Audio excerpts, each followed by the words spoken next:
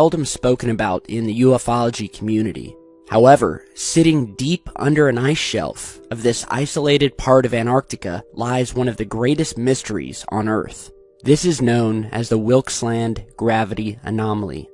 In March of 2002, the rocket launch vehicle blasted off, launching the Plesetsk spaceport. While in orbit, it launches its payload, which consists of two satellites known as the Grace Twin Satellites. The purpose of the Grace satellites was to monitor the overall gravity of the Earth. Specifically, it was used to find what are called gravity anomalies, or locations on the Earth where the gravity is actually different from the rest of the planet. Many people believe that the gravity field around Earth is all the same. It's all even. But this is actually not true. The Earth is shrouded in varying land masses of varying sizes, and this has a distinct effect on how gravity works. The larger the land mass, the more mass that it has, and the stronger the gravitational pull it will have on the satellites above. Certain tools, like the Grace satellites, have a number of applications for studying these gravitational anomalies, whether it be for locating volcanoes or potential earthquake areas, and even for finding oil. However, during one of the flybys over Antarctica, the Grace satellite noticed a very strange gravitational anomaly. In a virtually barren, blank spot of the icy continent, where there are absolutely no surface features or anything out of the ordinary, a gravitational spike was detected where the gravity was found to reach 300 miles up into space and pull down on these satellites much harder than any of the other areas around the continent, which then posed a very mysterious question for scientists. What could be buried deep underneath this ice shelf that had such a mass to it that it would have the gravitational force that was detected by the Grace satellites? A geophysicist from the Ohio State University by the name of Ralph von Friese was part of the team who actually made this startling discovery. Using various pieces of radar equipment, they revealed a 320-kilometer-wide plug of dense mantle material, more than 1.6 kilometers beneath Wilkesland.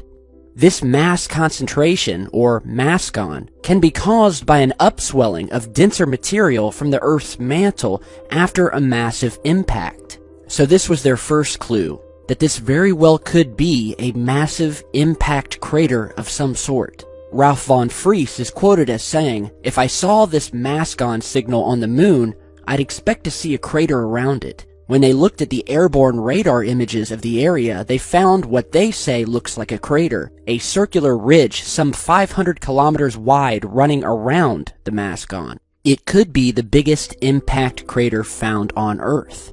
The region of dense rock is certainly circular, but other researchers say that this thick mass could have been caused by volcanic magma that had swelled up from the deep, creating this mass. However, it should be noted that this specific area of the mantle is actually much thinner than the outside surrounding areas of the continent, which quickly dispels any theory of volcanic activity being the cause.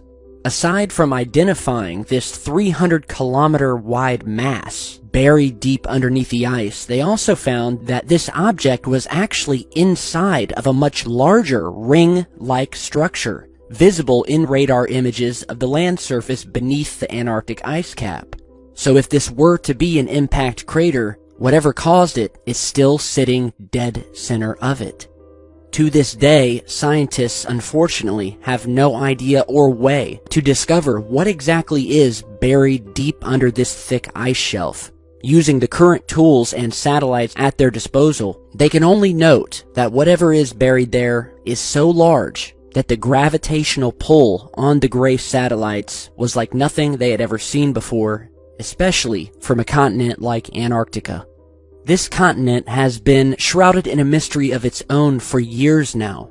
Conspiracies range from secret Nazi bases that were allegedly built there during the Second World War, with some evidence of this coming to light in recent years, purporting to show various entrances built into the side of mountains that hold a saucer shape.